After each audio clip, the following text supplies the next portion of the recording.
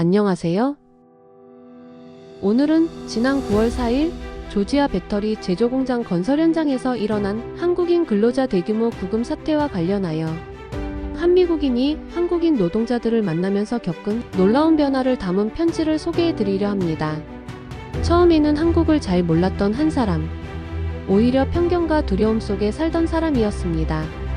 하지만 뜻밖의 사건을 통해 그는 마음을 열게 되었고 마침내 한국과 한국인을 존경하게 되었습니다. 먼저 시작하기 전에 구독과 좋아요 부탁드려요. 감동을 전하는 이야기가 계속 이어질 수 있도록 함께해 주시길 부탁드립니다. 그럼 지금부터 바로 조지아 엘러벨에 사는 한 미국인 마이클 워커가 한국에 보낸 편지를 함께 들어보시겠습니다. 그해 여름은 유난히 더웠어요. 조지아의 여름이 원래 덥긴 하지만 그해는 정말 무자비했습니다. 아스팔트 위에선 달걀도 익을 것 같았고 그늘조차 뜨거운 바람만 불어댔어요. 그런 날씨에도 한국인 노동자들은 매일 공사장으로 향했습니다. 새벽 5시면 그들의 낡은 승합차들이 거리를 지나갔죠. 저는 출근길에 종종 그 차들을 봤어요. 창문 너머로 보이는 그들의 얼굴은 항상 피곤해 보였어요. 하지만 포기하지 않는 그런 표정이었죠. 어느 날 아침 제 차가 고장이 났습니다. 시동이 아예 안 걸렸어요. 저는 당황했습니다. 회사에 늦을까봐, 상사가 뭐라 할까봐 걱정이 밀려왔어요. 그때였습니다. 한 남자가 제 차 앞에서 멈춰 섰습니다. 작은 키에 까만 모자를 쓴 중년 남자. 저는 그를 본 적이 있었거든요. 매일 아침 같은 시간에 지나가던 그 승합차. 그 안에 타 있던 사람 중 하나였어요. 그는 어색한 영어로 물었어요. 카프라블럼? 저는 당황했습니다. 그리고 좀 화가 났죠. 왜 이 사람이 내게 말을 거는지 이해할 수 없었어요. Yeah, but it's fine. I'll handle it. 저는 차갑게 대답했어요. 그런데 그는 포기하지 않았습니다. 제 차 보닛을 가리키며 다시 물었거든요. 룩 오케이? 저는 망설였어요. 거절하고 싶었지만 늦을 시간이 다가오고 있었거든요. Fine. 저는 마지못해 대답했습니다. 그는 보닛을 열고 엔진을 들여다봤어요. 그의 손은 기름때로 얼룩져 있었지만 놀라울 만큼 섬세했습니다. 마치 피아니스트가 건반을 다루듯 엔진의 각 부분을 조심스럽게 만졌습니다. 배터리. 그가 말했습니다. 케이블 루스. 그는 작은 도구를 꺼내 배터리 단자를 조였습니다. 그리고 저한테 시동을 걸어보라고 손짓했죠. 저는 시동을 걸었습니다. Thank you. 저는 어색하게 말했어요. 그는 미소를 지었어요. 그리고 자신의 가슴을 가리키면서 말했죠. 킴. 그의 이름이었습니다. 저도 고개를 끄덕이며 대답했습니다. Michael. 그는 고개를 끄덕이고 동료들이 기다리는 승합차로 돌아갔어요. 저는 그가 멀어져 가는 뒷모습을 바라봤죠. 그의 등 뒤에서 이상하게도 따뜻한 무언가가 느껴졌어요. 하지만 저는 그 감정을 억눌렀습니다. 그냥 친절한 사람일 뿐이야. 그렇게 스스로를 달래며 일상으로 돌아갔습니다. 9월이 되자 마을에는 소문이 돌기 시작했습니다. 불법 체류자들이 많다더라. 정부에서 단속을 한다더라. 곧 무슨 일이 일어날 거야. 저는 그 소문들을 들으며 복잡한 감정을 느꼈습니다. 한편으로는 드디어라는 생각이 들었습니다. 그동안 제 마음속을 괴롭히던 불안이 해소될 것 같았습니다. 하지만 다른 한편으로는 김 씨의 얼굴이 떠올랐습니다. 그는 불법 체류자일까요? 그가 제 차를 고쳐주며 보여준 그 눈빛. 그 따뜻한 미소마저 거짓이었을까요? 저는 확신할 수 없었습니다. 제 마음속에서 두 개의 목소리가 싸우고 있었습니다. 법은 법이다. 잘못된 방법으로 온 사람들은 단속을 당해도 어쩔 수 없어. 하지만 그들이 정말 범죄자인가? 매일 새벽부터 밤까지 땀 흘려 일하던 그 모습이 죄일까? 저는 답을 내리지 못했습니다. 편견과 양심 사이에서 흔들렸습니다.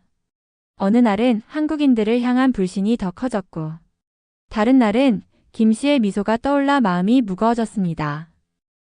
밤이 깊어질수록 제 안의 벽이 흔들렸습니다. 그리고 저는 알 수 있었습니다. 곧 무언가 큰 일이 다가오고 있다는 것을요. 2025년 9월 4일. 그날 새벽은 평소보다 쌀쌀했어요. 가을이 오고 있다는 신호 같았죠. 저는 평소처럼 커피를 마시고 신문을 읽었어요. 아무것도 모른 채로 말이에요. 오전 10시쯤이었을까요? 멀리서 사이렌 소리가 들렸습니다. 처음에는 한두 대. 그러다 수십 대의 사이렌 소리가 마을을 가득 채웠죠. 창밖을 내다보니 경찰차들이 줄을 지어 지나갔습니다. 그리고 그 뒤를 따라가는 큰 버스들, 마치 죄수수송차 같은 차들이 보였죠. 저는 직감했습니다. 무언가 큰 일이 일어나고 있다는 것을요. 호기심에 차를 몰아 공사장 쪽으로 향했어요. 공사장 입구에 도착했을 때 저는 제 눈을 믿을 수가 없었어요. 수백 명의 사람들이 줄을 지어 서 있었거든요. 그들 대부분은 한국인 노동자들이었습니다.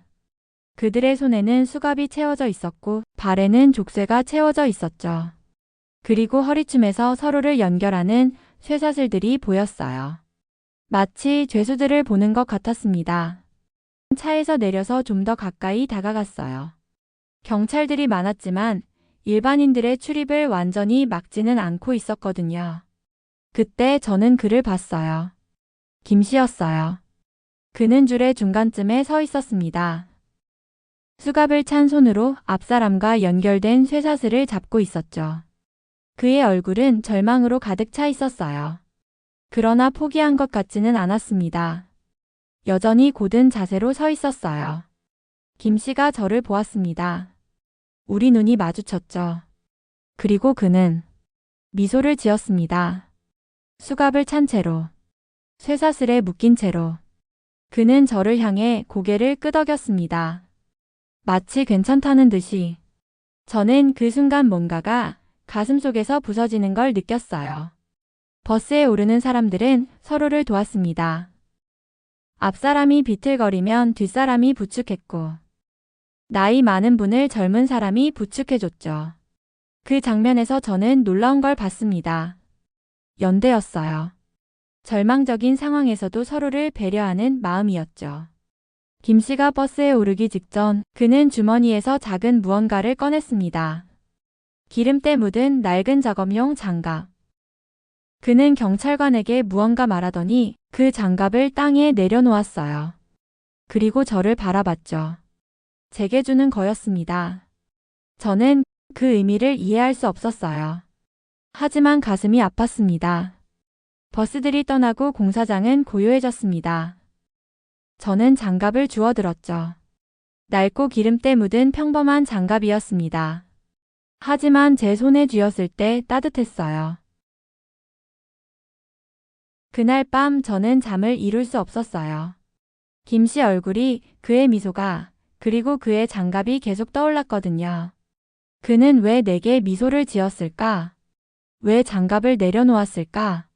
나는 그에게 무엇이었을까?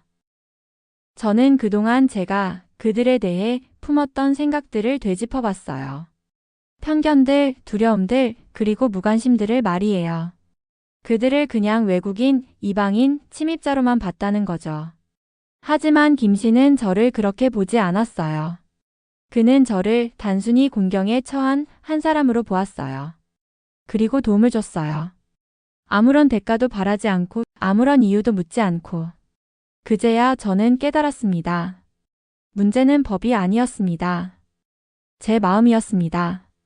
저는 그들을 사람으로 보지 않았습니다. 단지 낯선 존재로만 보았습니다. 하지만 김 씨는 쇠사슬에 묶여 있으면서도 저를 향해 미소를 보여주었어요. 그 장갑을 손에 쥐고 저는 알았습니다. 그것은 단순한 장갑이 아니었어요. 그건 제 마음속 어둠을 깨뜨리는 열쇠였습니다. 다음 날부터 저는 변했어요. 한국에 대해 알고 싶어졌어요. 도서관에 가서 책을 빌렸고 인터넷을 뒤져 기사를 읽었어요. 한국의 역사와 문화, 사람들의 이야기를 찾아서 읽었어요.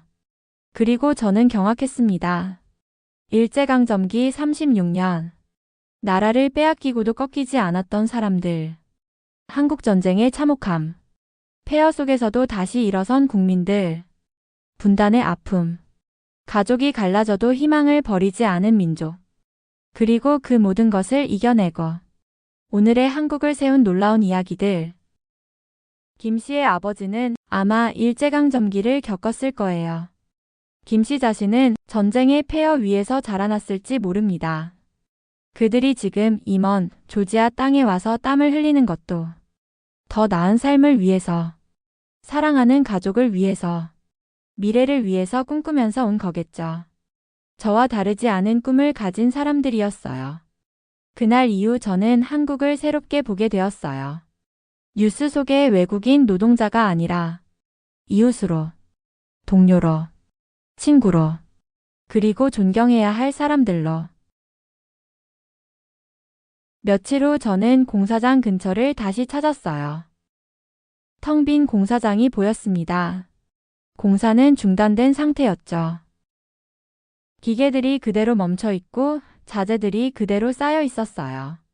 저는 김 씨가 장갑을 놓았던 자리를 찾았어요. 그곳에는 다른 것들도 있었어요. 누군가 버리고 간 도시락 상자, 한국어로 쓰인 편지 한 통, 아이 사진이 들어있는 지갑. 저는 그 편지를 주워들었어요. 한국어를 읽을 수는 없었지만 편지지에서 누군가의 그리움이 느껴졌어요. 아마 가족이 보낸 편지일 거예요. 사진 속 아이는 김 씨를 닮았어요. 아마 김 씨 손자나 손녀일 거예요. 저는 그 순간 울었어요. 처음으로 진심으로 울었어요. 김 씨한테는 가족이 있었어요. 그를 사랑하는 사람들이, 그의 안전을 걱정하는 사람들이 있었죠. 그는 그냥 더 나은 삶을 위해 이국 땅으로 온 평범한 아버지였고 할아버지였어요. 그런 그를 저는 어떻게 봤나요? 그날 이후 저는 많은 걸 찾아다녔어요. 체포된 한국인들이 어디로 갔는지, 그들 상황이 어떻게 되었는지 알고 싶었거든요. 대부분이 잦은 출국을 선택했다고 들었어요. 한국으로 돌아갔다고 했죠. 김 씨도 그랬을까요? 그는 무사히 가족들 품으로 돌아갔을까요? 저는 알 수 없었어요. 연락할 방법도 없었고요. 하지만 저는 기도했어요. 평생 교회에 다녔으면서도 이렇게 간절히 기도한 적은 없었어요. 김 씨의 안녕을, 그의 가족 행복을 위해 기도했어요. 몇 주가 지나고 저는 놀라운 사실을 알게 됐습니다. 한국인 커뮤니티에서 모금운동이 있었다는 거예요. 체포된 동료들 가족을 돕기 위한 모금이었죠.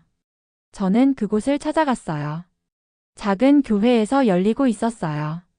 한국인들뿐만 아니라 몇몇 미국인들도 있었습니다. 저보다 먼저 깨달은 사람들이 있었던 거죠. 저는 그들에게 다가가서 말했어요. 돕고 싶습니다. 한국인 목사님이 저를 반겨주셨어요. 그리고 통역을 통해 저에게 말씀해 주셨죠. 감사해요. 하지만 왜 도우려고 하시는지 물어봐도 될까요? 저는 김 씨 장갑을 꺼내서 보여드렸어요. 한 분이 저한테 준 거예요. 이 장갑을 통해서 저는 많은 걸 배웠어요. 목사님 눈에 눈물이 고였습니다. 그분들은 모두 좋은 사람들이에요. 열심히 일하고 가족을 사랑하고 꿈을 가진 사람들이죠. 저는 고개를 끄덕였어요. 저도 이제 알겠어요. 그 후로 저는 완전히 달라졌어요. 한국인 커뮤니티 행사에 참여하기 시작했습니다. 한국 문화를 배우기 시작했죠. 한국어도 조금씩 배우기 시작했고요. 그리고 무엇보다 사람들한테 제 이야기를 들려주기 시작했어요. 김 씨가 제게 준 선물이 뭔지를, 그 장갑이 제게 가르쳐 준 게 뭔지를 저는 제 친구들한테, 동료들한테, 가족들한테 말했어요. 우리가 틀렸어. 그들은 우리 적이 아니야. 그들은 우리와 같은 꿈을 가진 사람들이야. 처음에는 많은 사람들이 저를 이해하지 못했어요. 어떤 사람들은 저를 비난하기도 했고요. 하지만 저는 포기하지 않았어요. 김 씨가 포기하지 않았던 것처럼 말입니다. 며칠 뒤 저는 특별한 소식을 들었어요. 한국에서 온 편지였거든요. 김 씨가 보낸 편지였습니다. 어떻게 제 주소를 알았는지는 모르겠지만 그는 저를 찾아냈어요. 편지는 영어로 쓰여 있었어요. 서툰 영어였지만 마음은 충분히 전해졌죠. 마이클에게 잘 지내고 계시길 바랍니다. 저는 지금 가족과 함께 한국으로 돌아와 있습니다. 당신을 기억합니다. 그날 아침 제게 당신의 차를 고치게 해주셨지요. 저를 믿어주셔서 감사합니다. 조지아에서 한국 사람들을 돕고 있다는 소식을 들었습니다. 매우 기뻐요. 언젠가 다시 만나길 바랍니다. 한국에서든 미국에서든 당신의 친구 김승호 드림. 편지와 함께 사진도 들어 있었어요. 김 씨가 손자와 함께 찍은 사진이었어요. 김 씨와 그의 손자. 두 사람 모두 환하게 웃고 있었습니다. 저는 그 사진을 보며 오랫동안 울었습니다. 이번엔 기쁨의 눈물이었습니다. 한국의 여러분께 저는 먼저 사과드리고 싶어요. 우리가 여러분을 제대로 보지 못했던 것을, 여러분을 이해하려 하지 않았던 것을, 여러분의 꿈과 아픔을 외면했던 것을. 하지만 동시에 감사드리고 싶습니다. 여러분이 보여주신 것들, 절망 속에서도 꺾이지 않는 의지, 서로를 배려하는 따뜻한 마음, 그리고 원수에게도 미소를 보낼 수 있는 너그러움. 김 씨와 동료들이 조지아에 남긴 것은 단순한 공사장이 아니에요. 그들이 남긴 것은 서로를 바라보는 새로운 눈이었어요. 얼마 전 저는 새로운 소식을 들었어요. 현대 LG 공장이 다시 건설된다는 소식.